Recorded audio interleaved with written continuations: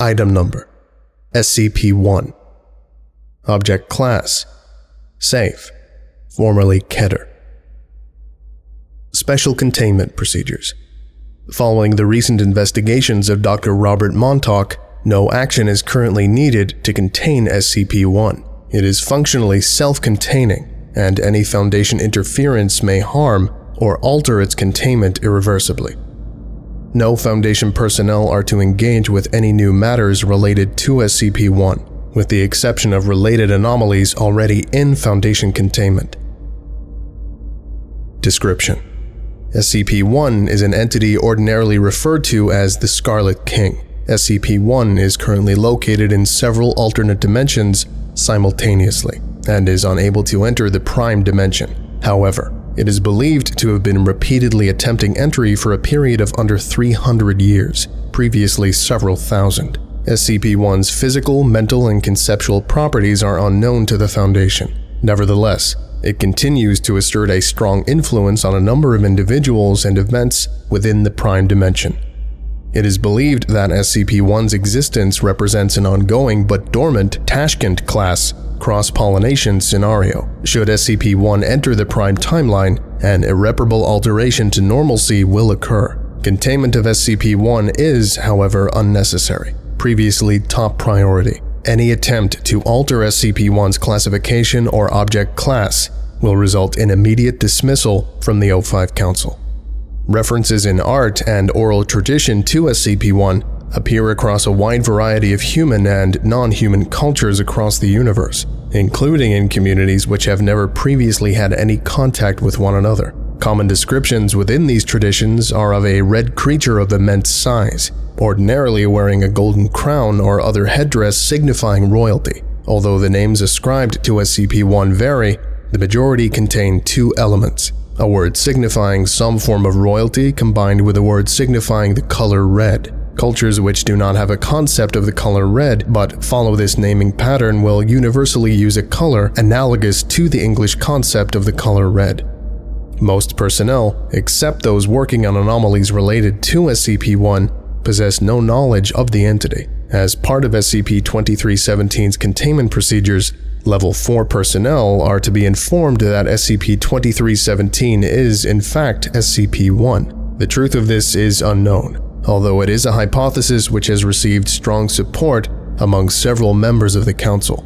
The apparently multidimensional nature of SCP-1, however, renders the possibility of SCP-2317 being any more than a single aspect of SCP-1 unlikely. It is unknown when SCP-1 was discovered. The loss of several archives containing the Foundation's origins in the 1889 Snarling coup has prevented a full reconstruction of events, although an investigation shortly following. A variety of groups dedicated to bringing SCP-1 into the Prime Dimension have existed over the years. The most recent of these has been the Children of the Scarlet King, which was destroyed in a joint GOC-SCP operation in January 2018. Its former leader, Depeche Spivak, is currently in Foundation custody under the designation Person of Interest 3172. Update: 1st of June 2018. SCP-1 has recently been the subject of an extensive investigation by Dr. Robert Montauk, project lead on SCP-1, 231, and 2317, and deviser of Procedure 110 Montauk. Based on the results of this investigation, SCP-1 has been downgraded to safe following a decision taken by the O5 Council. Upon the request of the former O513, a number of documents related to this investigation can be found below. In order to provide context and further information pertaining to this theory, these have been curated, categorized, and included by the former O513 herself with the permission of O51 in order to provide some context to this reevaluation. Phase 1. Blood. Document 1. The following is an interview between Dr. Robert Montauk and POI 3172. Date: 1st of April, 2018. Interviewer: Dr. Robert Montauk. Interviewee: POI 3172. Location: Site 713, Interview Room 2. Again, Dr. Montauk. I don't understand what you people want from me. Hello to you too, Depeche. I'm sorry to do this to you again. I think it's silly too, to be honest. What we want from you are answers. It's been what? Weeks? Months?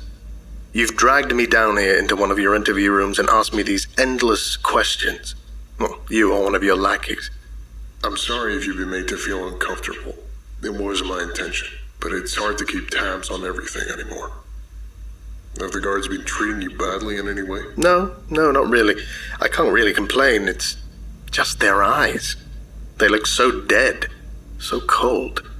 If you like, I can rearrange some personnel and put someone else on your security detail.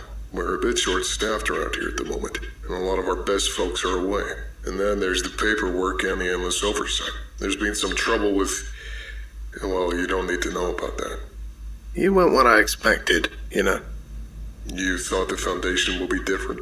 No, I thought you would be. You'd heard of me. Of what you've done. Procedure 110 Montauk.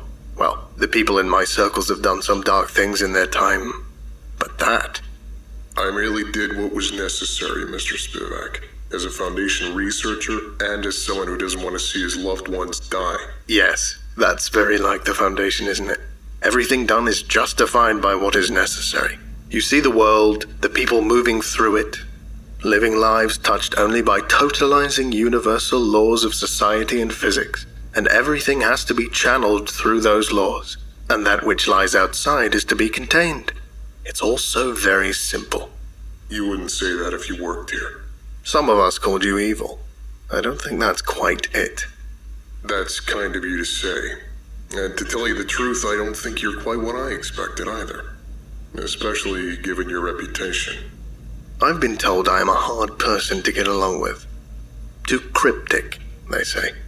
One person even called me airy. I don't think I'd call you airy. Your head may be in the clouds, but you seem to be maddeningly smug about it. Granted, not as smug as some of the delusional cults who have passed through here. I suppose I should be thankful for that, at least. I'll try not to take that as an insult. But this is what I don't understand. Your procedure, 110 Montauk, it's not... I can't discuss that, I'm afraid. We must get on. Time and tide and all that rubbish. Please tell me what the children of the Scarlet King's overall intention was. The children are dead. There's not much left to tell you. I would like to hear things in your own words. Then I suppose you could say that our intention was to save the world. And how are you planning to go about doing that? By bringing the Scarlet King into this reality, of course. You know this already. But how would that save the world? Doctor, is this really necessary? You took away his daughters years ago and ended up killing most of them. You have already annihilated our society, and I'm sure you know all about what went on within it. We worshipped the king, pretending he was Satan or some other ancient god or evil. Our inner circle believed in violation as the ultimate holy act. We failed. You and the book burners destroyed us, and the matter has been put to rest. You seem awfully calm while describing the destruction of your life's work. What else can I do? I know how this is going to play out. Maybe I always did. Why do you refer to the Global Occult Coalition as the Book Burners? Were you and your group affiliated with the Serpent's Hand? It's complicated. It's a simple enough question. But there isn't a simple answer. Still, yes, we were affiliated with the Serpent's Hand. Most of us passed through there one time or another. They will to disavow us, of course, if you speak to them about us. They're not monsters like we are. They have moral precepts, you see. Their whole point is to look for wonder, and since they see no wonder in the king, they repudiate us utterly. But they know, deep down, they need us. They need you? What for? For the same reason they let us live. We raided the library, fought them, skirmished with them. They had a huge quantity of dirt on us, far more than you do. But they never finished the job. They're as bad as you jailers, in their own way. The same compartmentalization, the same singular goals. Their existence is based in nothing concrete. The empty time of history. That's all. Indeed, they came into being the same time as you. You're more similar than you realize. That's impossible. The Serpent's Hand has been documented as existing long before the Foundation in any... No, you missed the point. The library's always been there, yes, but not the Hand. The Hand was something new, like you all are. You think anybody ever cared about wonder in the old days? Nobody cared about wonder. They cared about food, family, and blood. What's that supposed to mean? It means... you wouldn't get it anyway, but the Hand would. I think even the book burners do, in their own way. But the Hand is scared. They try to blot us out, forget us. We're what they should be, but never can be, you see. Look, Depeche. I have tried to make things more comfortable for you, but we need some give and take. You're speaking in cliched cryptic riddles. I want some answers. I can't tell you everything. You wouldn't treat the information properly. You'd treat it as scientific fact, something to be swallowed, understood, contextualized. And what's wrong with that? Why are you doing this, Doctor? Why are you dredging this stuff up again? I shouldn't tell you, but... screw it. I'm tired of this. I've been working on SCP-1 for 2 decades. Project lead for almost 9 years after I came up with the procedure. I don't know. I'm tired. Everywhere I turn, I see the Scarlet King, but nothing about him makes any sense. Some bighorn devil, arcane blood god. It's all so small, so obvious. The Foundation has changed in the last decade, you see. We've faced conceptual demons, malevolent genre dwellers, sevenfold destroyers, all of which are far worse than some old sacrificed deity. But there, behind everything, I see this smiling fire. That dread. That old dread. It lingers. And this is despite seeing horrors far less easy and far more subtle trying to break the world on a daily basis. I just want to understand, I suppose. Peel back the layers. The tales upon contradictory tales, and find out who he really is. You're being awfully candid. To be honest, I've stopped caring. This job gets to you. The things you have to do. The regrets. Well, I'm too high up for anybody to touch me now. And I've run into too many dead ends to get hung up over protocol by this point. Just tell me something, Depeche. Anything. Okay, look. I like you, Montauk. You must be a cold-blooded bastard somewhere in there, or you wouldn't have come up with... Well, who am I to judge, eh? I'll tell you where to start. I'm all ears. There are 3 things to understand about the Scarlet King. 3 laws, which, when put together, make up a complete picture. 1 is the law of blood, 1 is the law of concrete, and 1 is the law of howling. 3 laws, huh? That the king set down for his followers, or that were imposed upon him? Both. The first was his law, the second was somebody else's, and as for the third... well, you'll find out about the third when you've cracked the first 2. Very cryptic. That's all I can tell you for now. You need to learn in the proper way. That's really all you'll give? That's all. All right, Depeche. Good talking with you, as ever. Document 2. The following is an extract from the memoirs of one Jack Hurst, a defector from the Children of the Scarlet King. Hurst was a high-level reality bender, capable of entering the bodies of humans in the past and experiencing their thoughts and emotions firsthand. The following is a description of what Hurst called the Battle of GamOl, purportedly a battle between SCP-1 and his followers against a group called the Children of the Urns. Hurst apparently experienced the battle from the perspective of a foot soldier in SCP-1's army. These memoirs were written shortly before Hurst's death in 1976. They were among the first documents consulted by Dr. Montauk during his investigation.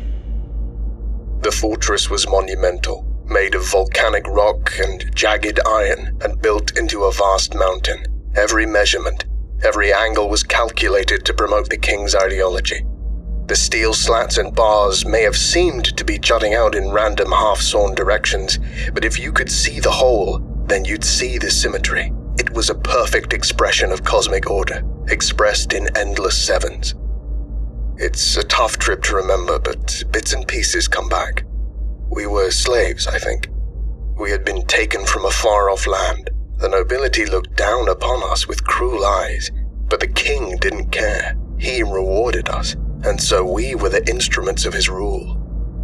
When a village required the justice of the king, we would descend upon them with blood and iron. The villagers feared us, and that felt right to me. But when the horde came, with fire and burning and their cries of freedom, the villagers were still just as scared as they had been of us.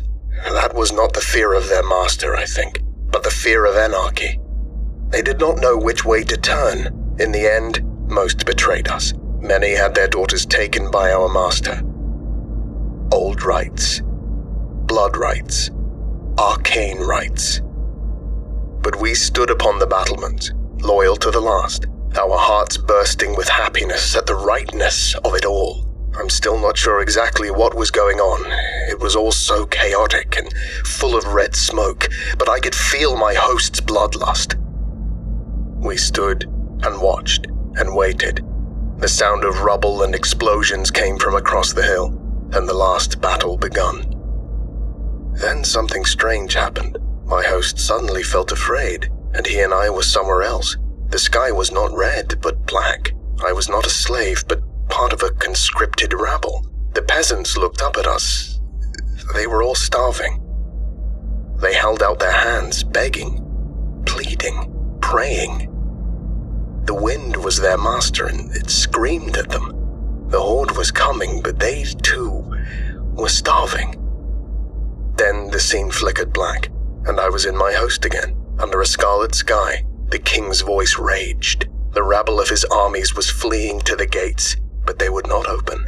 Our arrows, coated in flame and pitch, flew back again, but the horde was undaunted. In my mind, I could see nothing but the fire of the king.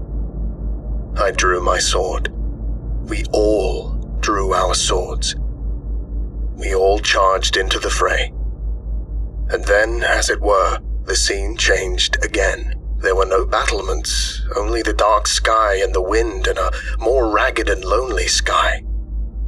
The peasants pleaded, the nomads laughed, cheered, wept. The wind will rage no more, they said.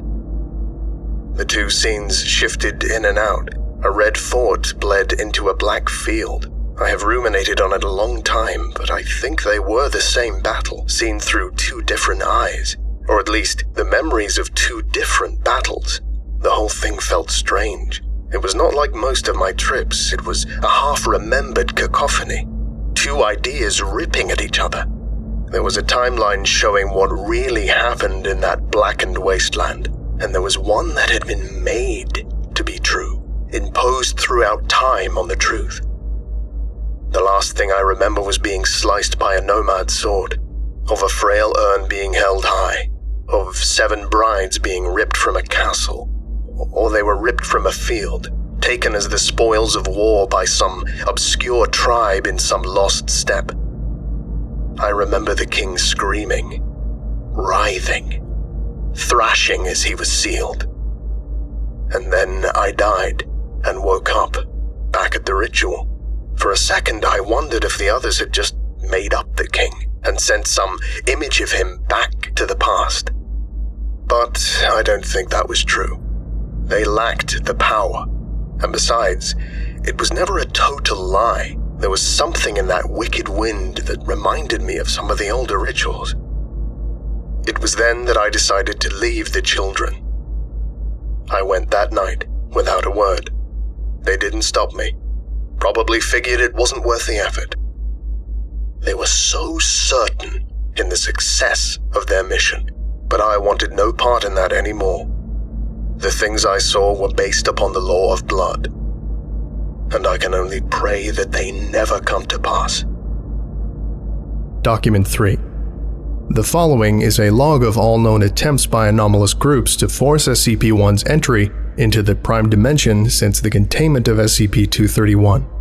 Date: the 1st of March, 2009. Group of interest: Provisional Children of the Scarlet King. Details of attempt: summoning attempt was performed by the ritual of smearing blood and then the destruction of rubble recovered from the demolition of the Cochrane Gardens housing project complex in St. Louis, Missouri. It is believed that the Children of the Scarlet King manipulated state officials into the demolition over the course of several years. and that this splinter group continued their work as the original children went into decline.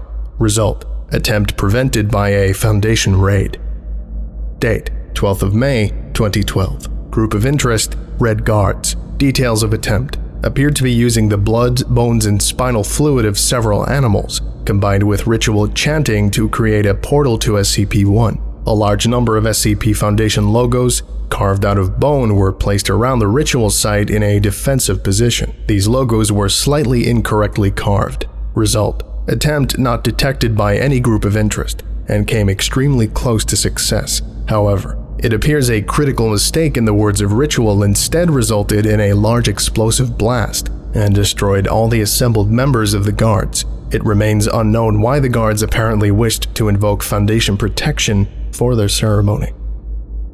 Date: February 7th, 2014. Group of interest: Global Occult Coalition. Details of attempt: unknown. Result: unknown, but did not succeed. Global Occult Coalition records pertaining to the incident are missing, with the exception of the name Operation Historical Frontier, with the mission statement to exacerbate tensions of historical time in order to bring forth and destroy a significant occult threat. It is believed that several Global Occult Coalition operatives were killed in the attempt.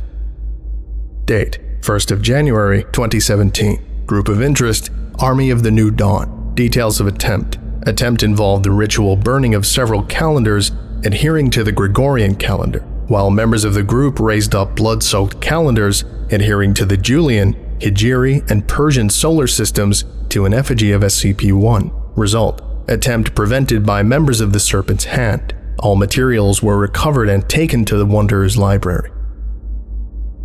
Date: 17th of September, 2017. Group of interest: the Serpent's Hand. Details of attempt: largely unknown. Details are unclear, but it is believed it involved the highly selective destruction of particular books within the Wanderer's library. Result: attempt was purportedly foiled due to a schism in the group. The resulting casualties severely damaged the library. Phase 2. Concrete. Document 4. The following is an interview between Robert Montauk and POI 3172. Date: 14th of April, 2018. Interviewer: Dr. Robert Montauk. Interviewee: POI 3172. Location: Site 713, Interview Room 2. Hello again, Robert. Hello, Depeche. I looked up your laws. I'm afraid I'm none the wiser. You'll get there. What did you find? The law of blood is referenced a few times in quite a few places, but I couldn't find any concrete information. I worried you wouldn't. There was only one source of real use. A description of something called the Battle of GamOl, written by a defector from the Children. Hurst. Yes. I read his memoir once. The only genuine witness of the King's sealing. Although a rather unreliable one. How on earth? Oh, he embellished. He didn't leave straight away. I stumbled upon some early draft in his things shortly before he left. I was young back then, and I remember how passionately he argued after his vision. Said we got the King all wrong, and that he wasn't a demon or a monarch, but that he was a voice on the wind. When I was older and had figured it all out, I was surprised how close he got to a fuller understanding. He just wasn't quite there. I should have guessed he was a liar. He's not a liar, exactly. Just a little lost. And you only have my word for it, Doctor, which the Foundation has made abundantly clear it doesn't trust. There's no reason to doubt you. What do you have to lose? You seem as eager for me to learn the truth as I am. True. And on that note, I have a question, if I may. Shoot. The longer I keep you talking, the greater the chance you'll slip up and tell me something you shouldn't. Do you know why the Procedure 110 Montauk actually works? Sorry, Depeche, I can't talk to you about that. That's okay. I think I know the answer anyway. Tell me, did you lose someone? I don't know what you mean. I'm sorry to bring back painful memories, but I have looked at the Foundation archives too, you know. It was necessary back in the day to check up on what your lot were doing to his daughters. I know that your brother... Stop talking. This interview is not about my private affairs. I'm sorry, Doctor, I didn't mean... Please state the meaning of this law of blood. Isn't it obvious? It's the way the Scarlet King ruled. There was order, but it was through the imposition of an iron will on the peasantry, through armies of slaves, through a nobility bred to be cruel, the realities of the world of his day in his corner of the globe. What does this have to do with SCP-1's nature? What are these other laws? I suggest you look into the second. I don't have time to play your games. Tell me now, POI 3172, or you will be escorted to solitary. Oh, Dr. Montauk, I am sorry, but you must look for the law of concrete. That is all. This interview is terminated. Document 5. The following is a page from the 1891 report of Agent de Beauvoir on Lost Foundation archives following the 1889 Snarling coup. The report was lost shortly after de Beauvoir's termination in 1895, along with several other documents from the Foundation archives. This page was recovered through unknown means by Dr. Montauk. No other materials from these data losses have been found. Summary. The documents lost are extremely extensive, covering a wide range of data concerning the Foundation's early history. In particular, several documents related to SCP-1 have gone missing. However, my investigations have provided me with a great deal of information, and I believe that I can say with some certainty that the historical record, as stated in Scranton's comprehensive history, remains broadly intact, albeit with some modifications I will detail below. Scranton's work states that the Foundation was founded in 1824 by the merger of 13 worldwide organizations, with a particular interest in preventing awareness of anomalous activities. The most prominent of these were the Foundation of the Secure Containment of the Unnatural, the Divan-e-Jadui, the United Sites of the Department of Unexplained Affairs, the Council of Five Overseers, and the Committee of Paranormal Ethics. Scranton goes on to tell us that this was done in response to the threat posed by SCP-1, and that the early Foundation had an extensive role to play in that anomaly's containment. However, the documents I have before me present a rather different picture. It appears that the Foundation was not founded in response to SCP-1 at all. Indeed, I cannot find any references to the present SCP-1 prior to 1826.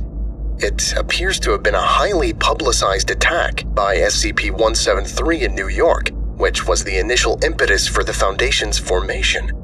SCP-173's still unresolved containment breach in 1854 is, I believe, the reason for the alteration of the record. Scranton's embarrassment at... Document 6.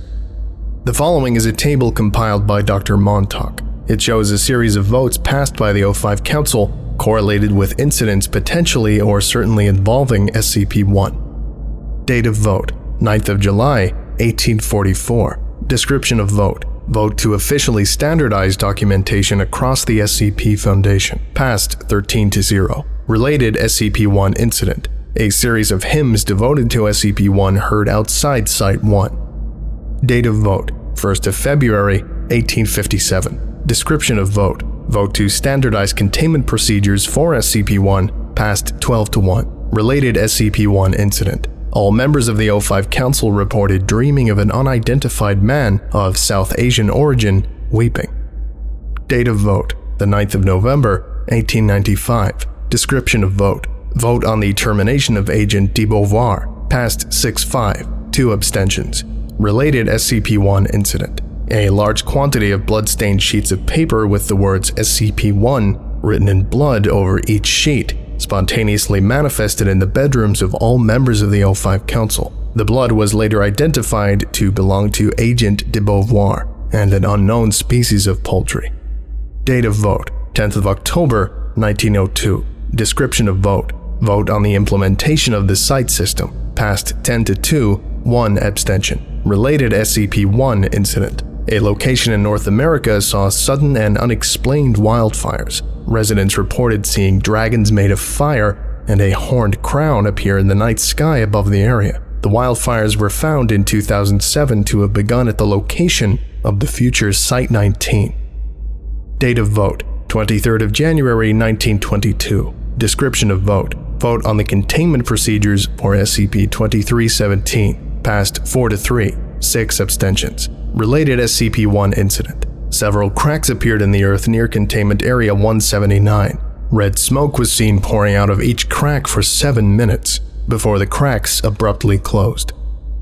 Date of vote, 8th of February, 2011. Description of vote. Vote to unify the project purviews of SCP-1, SCP-231, and SCP-2317. Passed 10-2. 1 abstention. Related SCP-1 Incident. A series of hymns devoted to SCP-1 heard outside Site-1, interspersed with the sound of laughter.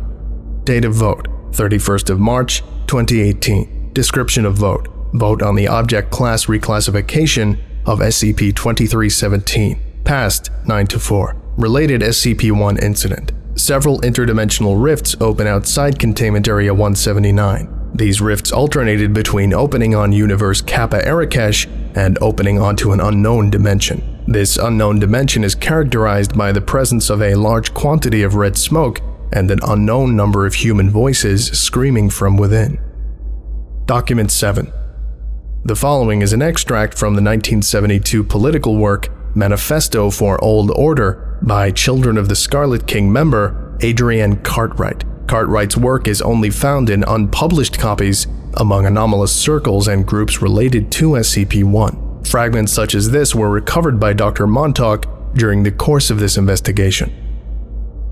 The sin of modernity is vital to understand. It is not that we glorify the pre-modern. The suffering was very real and very extant. We must not fall into the trap of seeing the past as a series of beautiful Arcadias, full of dancing around maypoles and shepherds living in pleasant anarchy. The past was brutal, but it was also real. It wasn't really the pre-modern too. That is merely how historians have characterized it. They are wedded to their theory of modernization and can conceive of no alternate mode of development other than a singular drive towards the contemporary West, with other modes of living seen as being stuck in some imagined earlier place on a timeline. It's all nonsense.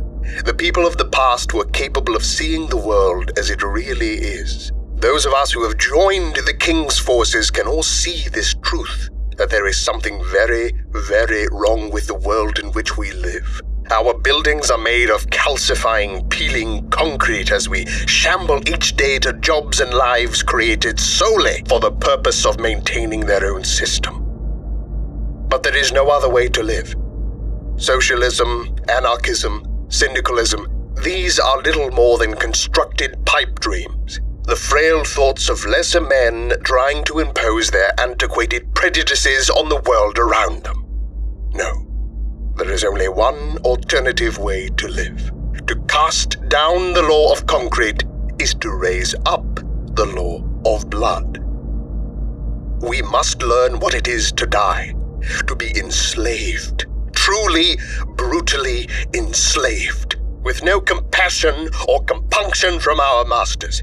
We must learn what it is to be taken towards a single purpose, to know and truly understand our lack of agency. We must be beholden to the world of gods and darkness, the tempest-tossed refuse of a race of fools. We must kill modernity, post-modernity, with all its analysis and sneering observation. There is only one rule, the rule of chaos, for humanity, for life, for the Scarlet King. Phase 3. The Howling. Document 8. The following is an interview between Dr. Robert Montauk and POI 3172. Date, 29th of April, 2018. Interviewer, Dr. Robert Montauk. Interviewee, POI 3172. Location, Site 713, Interview Room 2. Hello, Depeche. Hello, Dr. Montauk. I hope our last meeting... I'm sorry for my unprofessional behavior. You touched on a sore subject. Of course. I will try to refrain from doing so in the future. Shall we begin? This time, Doctor, I have a question for you. Indeed. I suppose it can't be worse than your last. Well, what do you know of the origins of the Scarlet King? There are many theories. A creature from the abyss, some shambling thing of old, a denizen of Alagata. They are all, I will not say lies, but the texts have changed. The knowledge has changed. The past itself has been changed by what came after. He's changed the past? No. His past has changed for him. But now you tell me something. This should be a give and take, after all. This is not... Why did you approve the Montauk procedure? I'm sorry if I've offended you. I thought I made it clear that this is none of your business. See, the thing I don't get is that it should not have worked. Not in the way the Foundation does. This is not under discussion. What happened to Jacob, Doctor? What happened to your brother? This interview Oh, is... all right, I'm sorry. I'm not trying to hurt you, Doctor, truly. I just want to understand. It's just... it shouldn't have worked. The child should have been born. I was angry. When I drew it up, it was unprofessional. Did you think we took Jacob? Well, what the hell was I supposed to think? I start looking into your lot, making discovery after discovery, and then he Look, this isn't relevant. All right, I'm sorry I asked. But can we agree that this was not a decision made scientifically? That it was done in a moment of rage, fury, hate? I didn't... The girl. I didn't mean to... But you did, Doctor. Look, I'm sorry. I don't mean to dredge these old wounds up for you. Why are you then? Because I just want to understand. And now I think I do. How? I don't know where to begin. Let me go back. I don't think your department has very much activity in recent months. Not after the Hands attempt to open the gates, right? Your procedure keeps the girl from giving birth. The nomads keep fighting their endless war. The spears are safely locked away by the book burners, and the Devourer, well, there's nothing you can really do about the Devourer now, is there? SCP-2317 isn't SCP-1. Wasn't SCP-1. But the thing is, you've been telling everyone he is. Technically, you're meant to think that he is. If I understand Foundation hierarchies correctly, you are only a level 4 after all. I don't understand. Across every culture, in every city and tribe and civilization, you've come across the idea of the Scarlet King. Always the same. An emperor in red with a burning crown and an ethos rooted in some archaic fear of female sexuality. He is always the same. A monster that is all-consuming and terrible, but so understandable. The big bad thing in the dark, full of rape and fire and old blood ritual. Does it never strike you as odd that this is the thing behind the eyes? You've faced monsters far grander and more subtle, as you've told me yourself.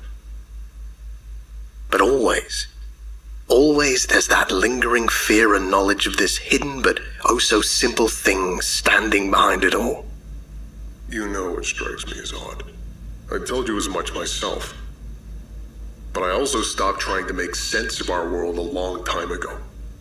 The anomalous does not play by the rules of man. I'm too old to start redefining the universe. But the thing you don't remember, or don't know, is that this wasn't the only past. The Scarlet King used to be something very different. He wasn't a monarch. And he wasn't always red. He was the whisper on the wind that kept the peasants working, staring up in fear of his righteous famine. He was that inborn knowledge of a world of gods and demons which belied human agency and existed beyond us. He was the cold hunger of famine that had no rhyme and reason, but the cold apathy of a supernatural beyond us. And given enough belief, he could be the Devourer too. He is a creature of truth. You mean he transformed from one type of deity into another? The Scarlet King is not a deity, Doctor. The Scarlet King is an idea. What? But he's real, physical. We've seen I can't tell you anymore. Not yet. Did you find anything out about the law of concrete? No, not much. I found out that there seems to be a disturbing correlation between the activities of the King's followers and certain decisions made by the Council. I see. But there wasn't much else at all. The trail led me to some lost documents, but eventually all I found was a dead end.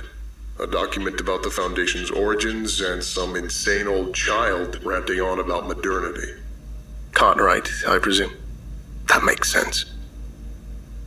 You are a maddeningly infuriating person, you know. Why can't you just tell me this stuff properly? I am your prisoner. You did destroy my life's work. Why should I help you? Because you're bored. Because you think none of this matters. And because you love tormenting me. I don't, you know. The Scarlet King is an idea? What the hell is that meant to mean? Oh, you're close now, Doctor. Close to the truth. I can see it in you. You will understand. And then you'll understand me. Why I did what I did. Why I was a member of the Children.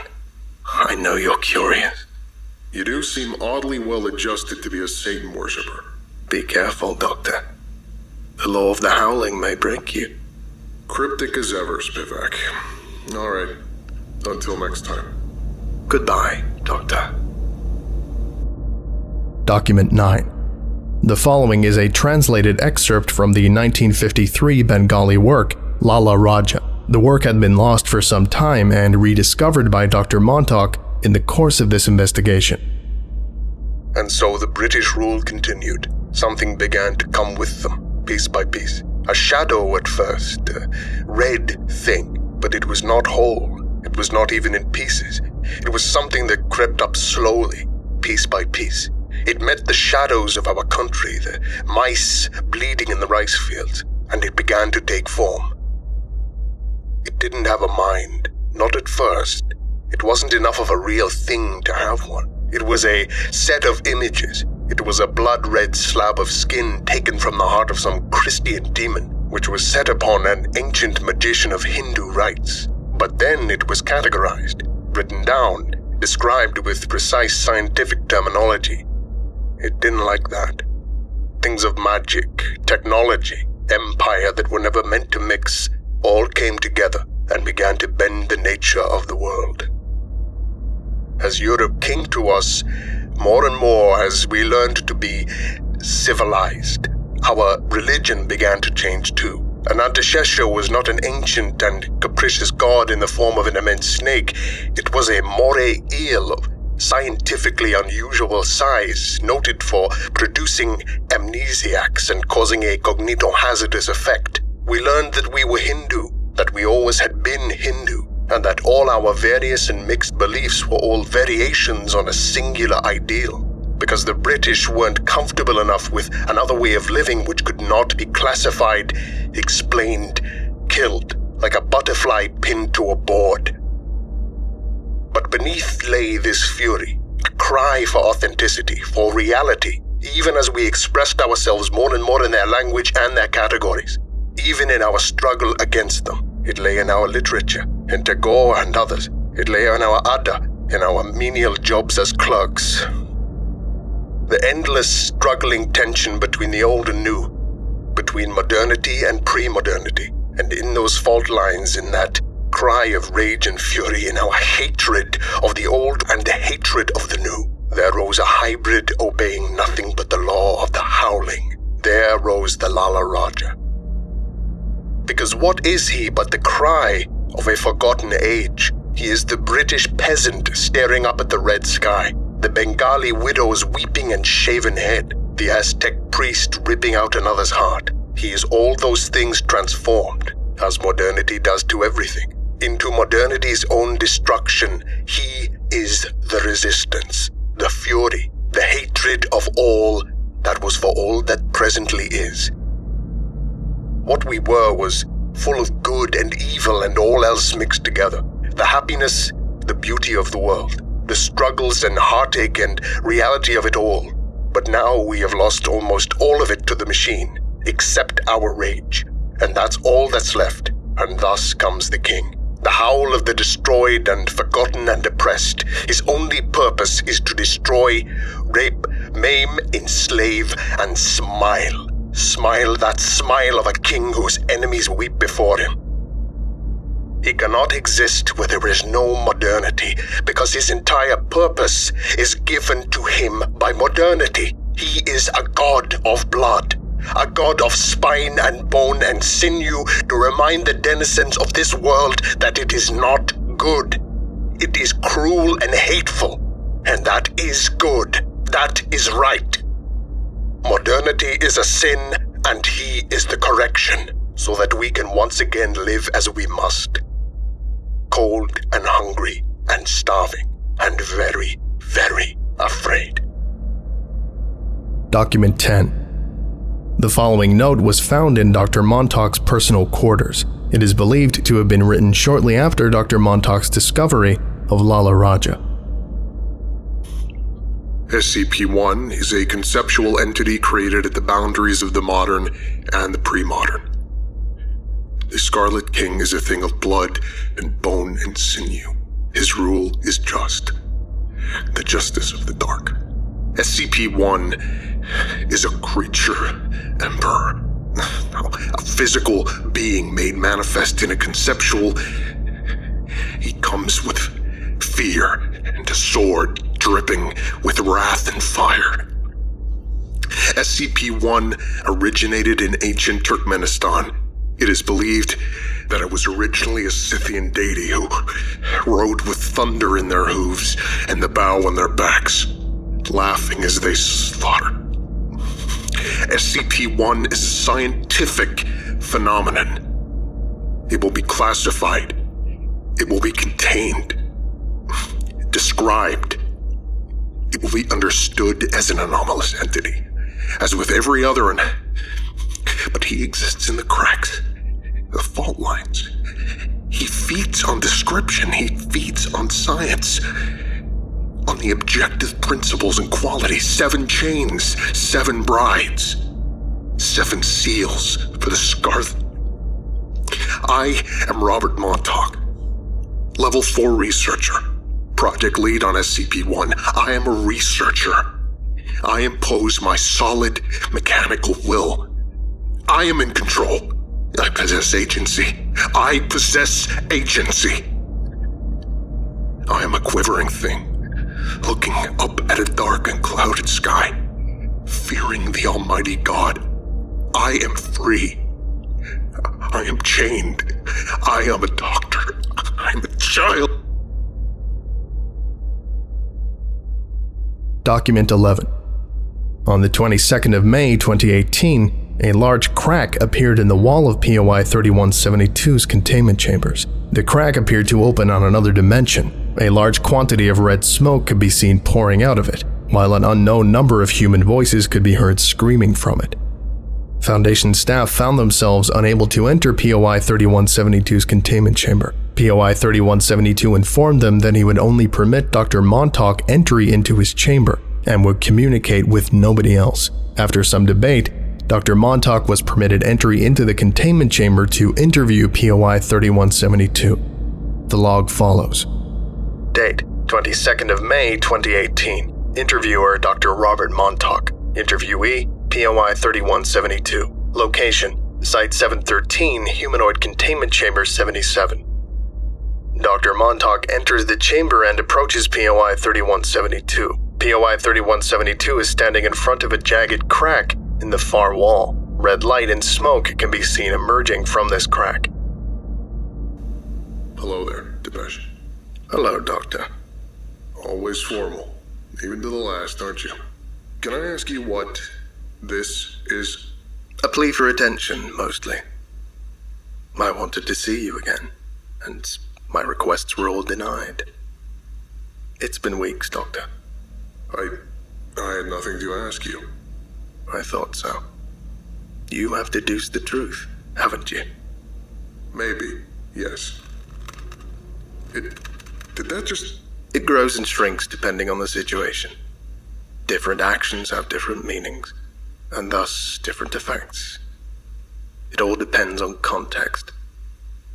The other children never got that, but, well, they never got anything, really. They thought we were all devil worshippers heading for violation. Only I understood the point. It took me a while to understand. I didn't think you would. Just tell me, did the procedure even matter? What we do, is it even relevant? To prevent the birth, it had to be something awful. Something evil expressed in pain and rage and fury. That's why it worked. It was never a sincere attempt to formulate a scientific procedure on your part. It was just pure, unadulterated hatred, wrapped in a veneer of objectivity. You thought the king had taken your brother, so you decided to hurt the king. You didn't, of course. And what you do each day to that poor little girl is more than mere cruelty, but effective cruelty. The specifics are unimportant, but the intent, that matters for everything. I should stop it. And then what? The Foundation won't get it. They will never understand the law of the Howling. If I explain... They can't imagine it. It's beyond their conception of reality. But you might. So tell me, Doctor.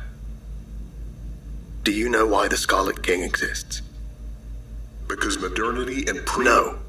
Because the SCP Foundation exists.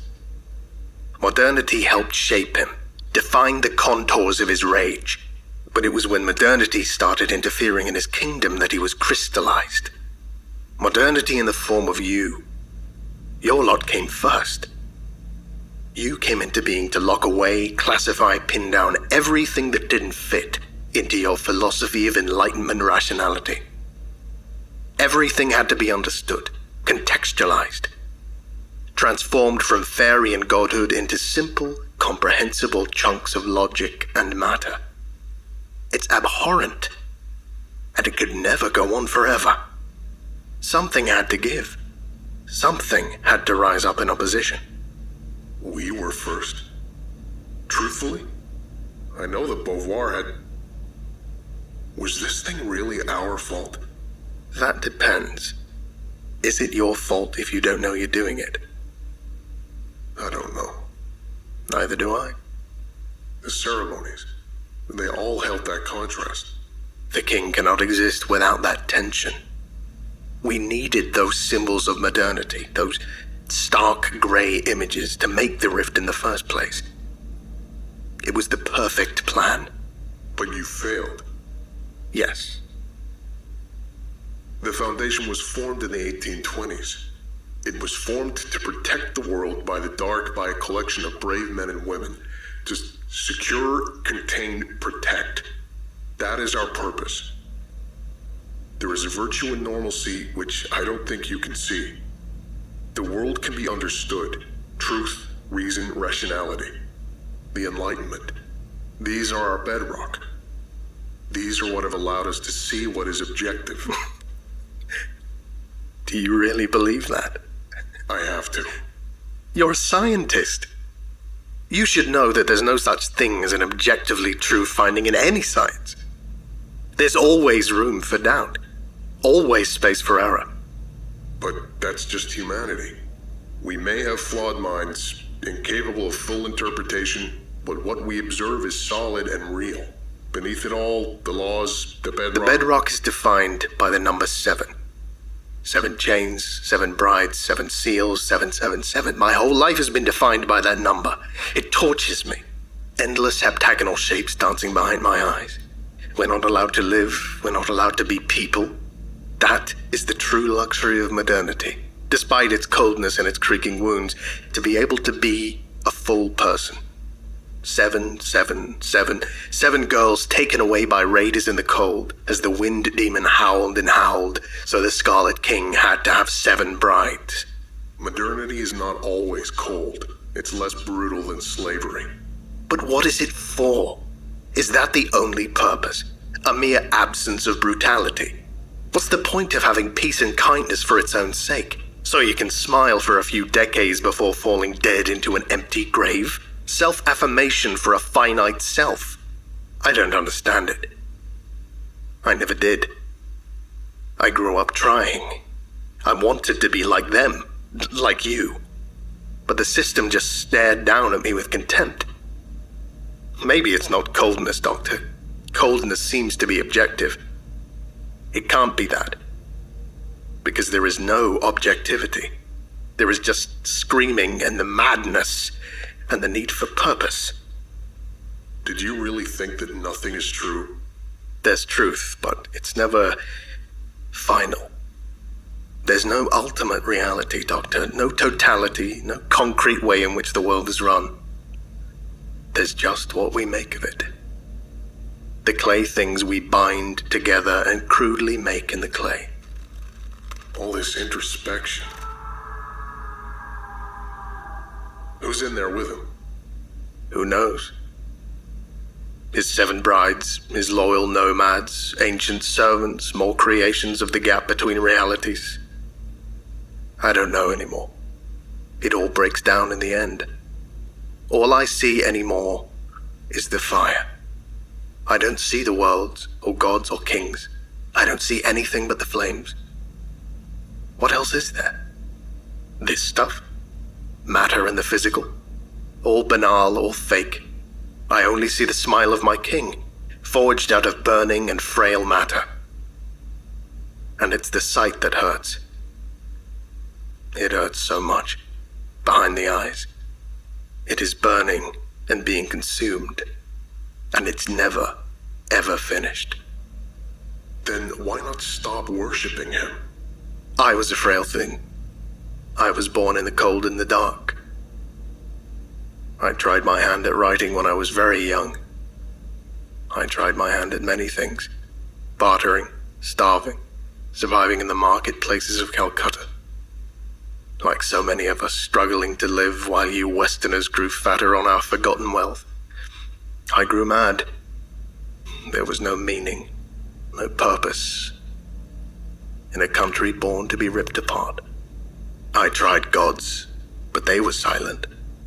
I tried reason and atheism, but they were just as empty and unreal. Because they were always going to be. Because... Don't say it. You have to hear it. I don't want... No, listen. Robert, just listen. You know now what the Scarlet King is.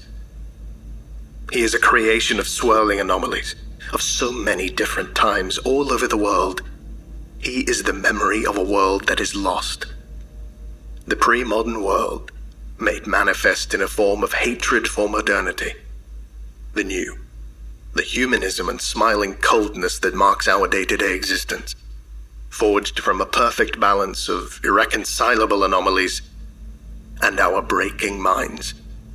He is an entity created by this overwhelming, unavoidable tension. Of the howl of the old world when faced with a cold, grey, purposeless new. He is the revenge of our fallen past. He is the idea of the ancient in a world which discards and fetishizes it. He is the tension between the modern and the pre-modern made manifest. Yes. He is the fault line between two irreconcilable worlds.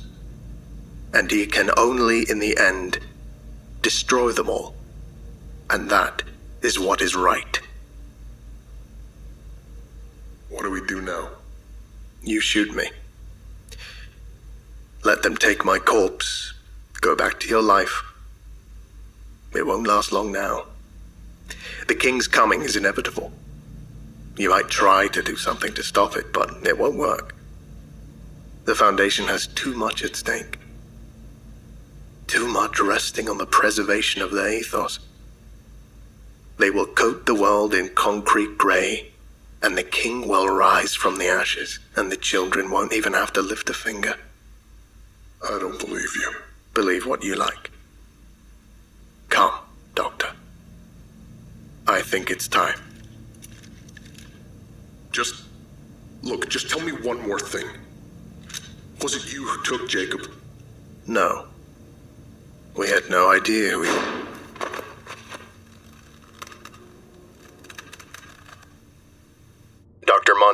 terminates POI 3172. The crack disappears. Document 12. The following is a record of O5 Council Vote number 4985.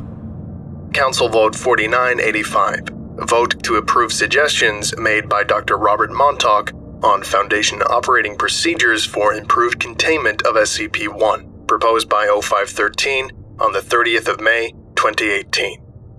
4. O52, 6, 7, 10, and 13. Against. O51, 3, 8, 9, 11, and 12. Abstain. O54 and 5.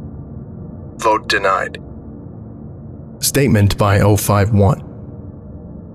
Dr. Montauk's investigations have been most illuminating. They have certainly raised some serious concerns about how the Foundation has been operating in recent years, but we feel his suggestions go too far. The ethos of the Foundation is comprehension. Postmodern notions of the fallibility of objective universal truths are all very well in academic circles, but the Foundation has always been first and foremost concerned with practicalities, basing its analyses on the hard sciences and unquestionable truths. Changing our intentions and modus operandi is frankly an absurd proposition. Our duty is and always has been to die in the dark, to protect those in the light. If we begin to abandon or redefine the notion of what dark and light are, we risk a sharp descent into tyranny, incoherence, and the loss of our mission entirely. This must not happen. We cannot engage in cavalier redefinitions of what the Foundation's very essence is. We thank Dr. Montauk for his work, and we will be accordingly updating SCP-1's classification to safe as a result of it. Containing SCP-1 is no longer as difficult as it once was, despite its potential danger. If Montauk's information is correct, then it seems clear to us that the Foundation should simply take a more laissez-faire attitude towards SCP-1's containment. We look forward to a more productive containment relationship with our oldest anomaly going forward.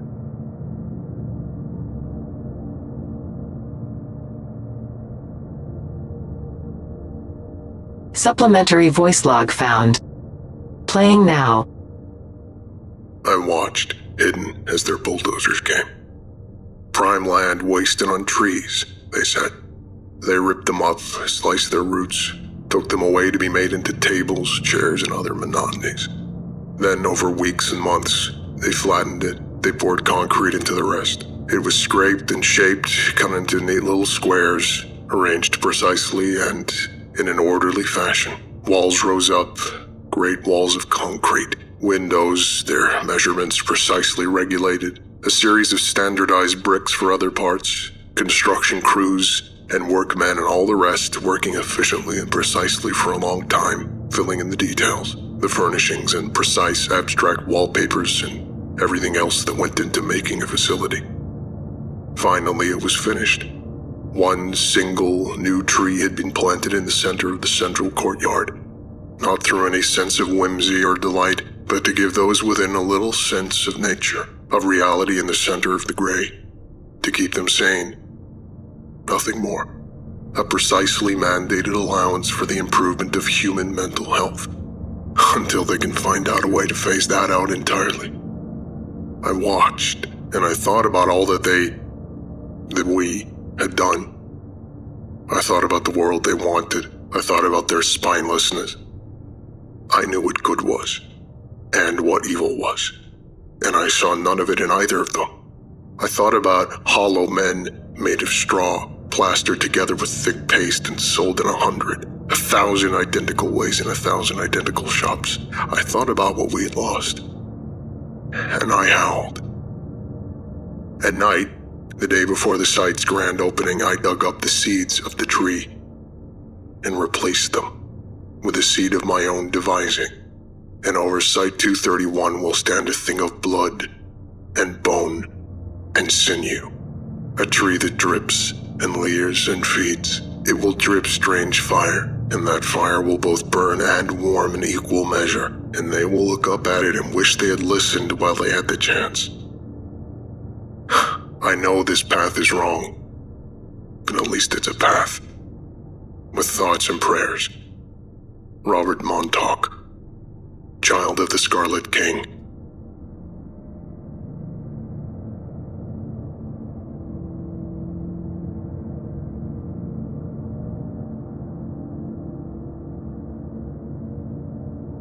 I would like to give a special thank you to Banker, Zargaran, Professor Puffer, The Morrigan, Ritalius, Karim El Ashmoy, Big Onion Bean, Sio Dio Demnatus, Revenant, Brian Sanchez, Matthew Gilmore, Eric Corbidge, Kawaii Firekeeper, Longinus, Carcass Dethaqua, King Madding, James Saba, NJ Vojak, and Oblong Doucheboy.